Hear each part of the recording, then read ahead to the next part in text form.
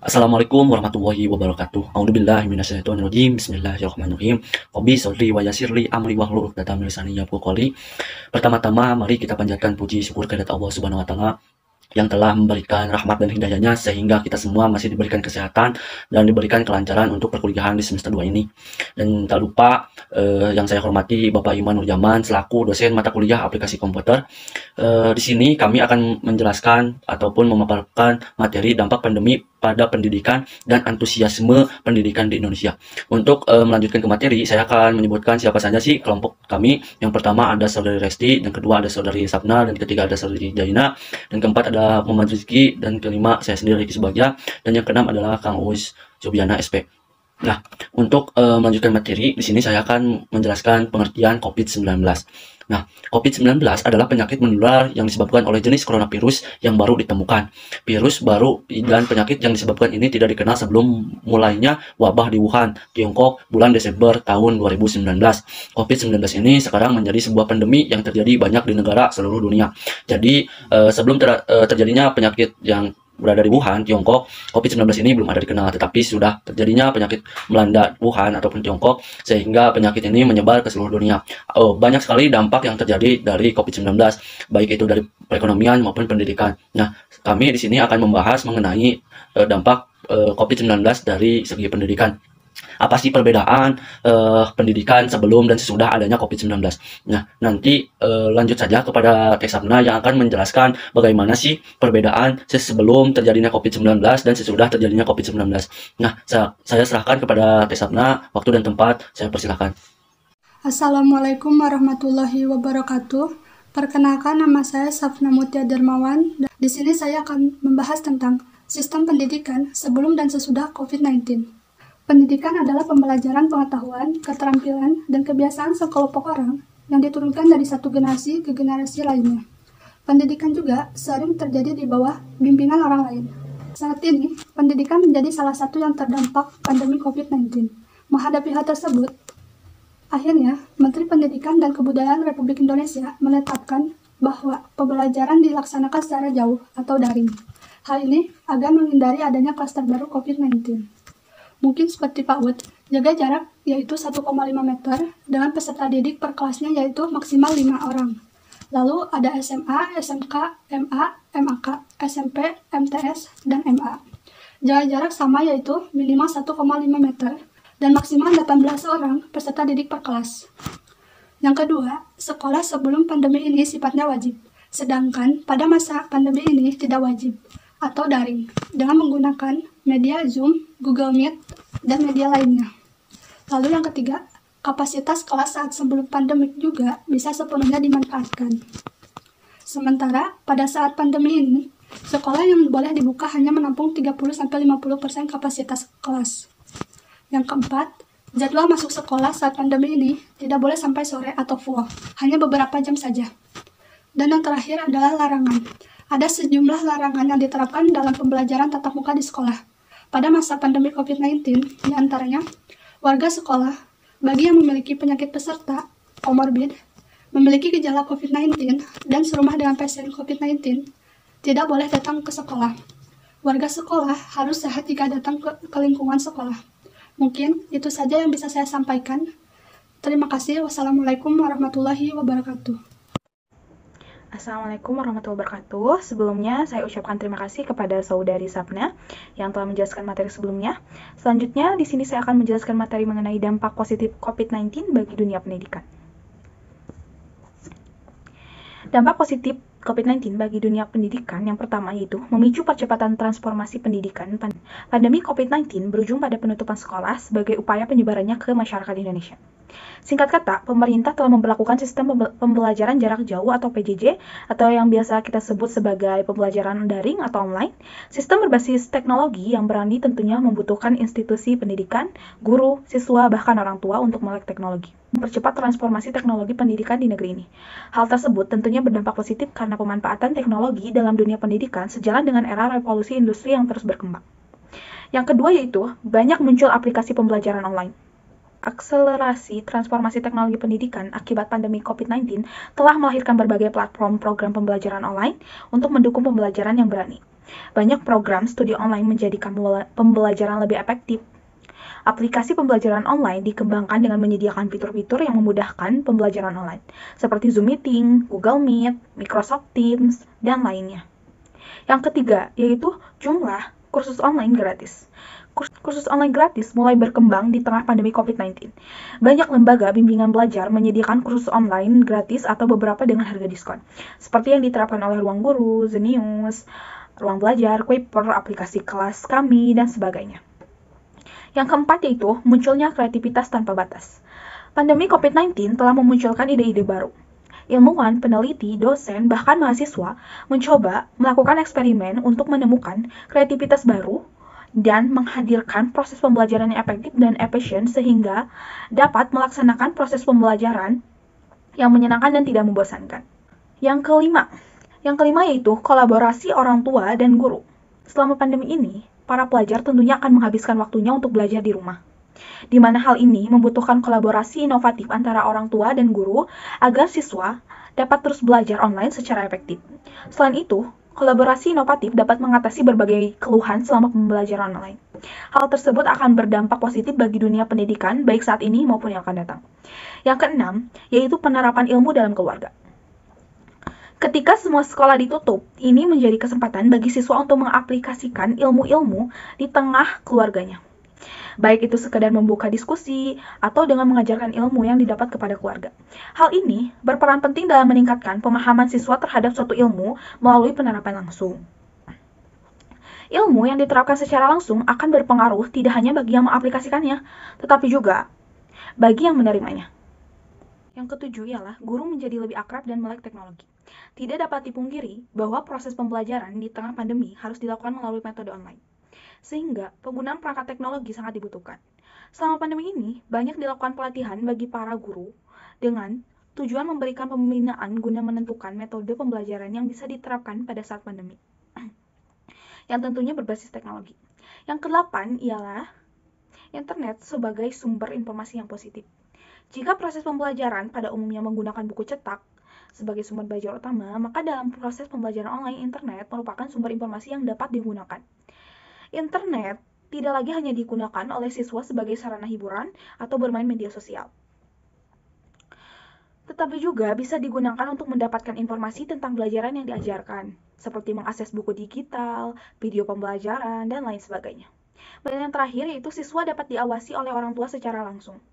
Pada dasarnya, setiap anak memiliki potensi yang tidak terbatas, tetapi ada beberapa faktor yang dapat mempengaruhi apakah mereka pada akhirnya dapat memenuhi potensi tersebut. Para ahli meyakini bahwa peran orang tua dalam kehidupan seorang anak berdampak luas dan dengan pengawasan orang tua, anak akan mudah untuk memantau perkembangannya secara langsung. Keterlibatan orang tua tentunya sangat penting agar anak berprestasi di sekolah. Beberapa orang tua berpikir bahwa itu adalah peran guru untuk mengajar, bukan mereka. Namun, kepercayaan seperti itu tidak merugikan orang tua dan anak. Anak-anak tidak mulai dan berhenti belajar hanya selama hari sekolah. Mereka selalu terbiasa belajar di rumah dengan teman dan melalui pengaruh lain. Itulah beberapa hal positif dari pandemi COVID-19. Tentu masih banyak lagi hal positif yang bisa kita rasakan. Meski demikian, kita berharap pandemi ini segera berakhir dan pelajaran tatap muka akan segera dilakukan kembali. Terima kasih, mungkin cukup sekian materi dari saya. Selanjutnya akan dilanjutkan oleh Saudari Rizky, saya persilahkan. Bismillahirrahmanirrahim. Assalamualaikum warahmatullahi wabarakatuh.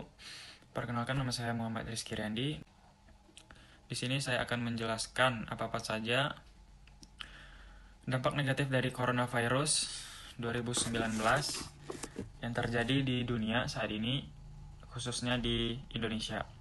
Yang pertama yaitu dampak negatifnya yaitu tidak ada pembelajaran di ruang kelas. Ya, semua sistem pendidikan sekarang itu menggunakan dalam jaringan, itu belajar online dari SD, SMP maupun SMA hingga ke perguruan tinggi.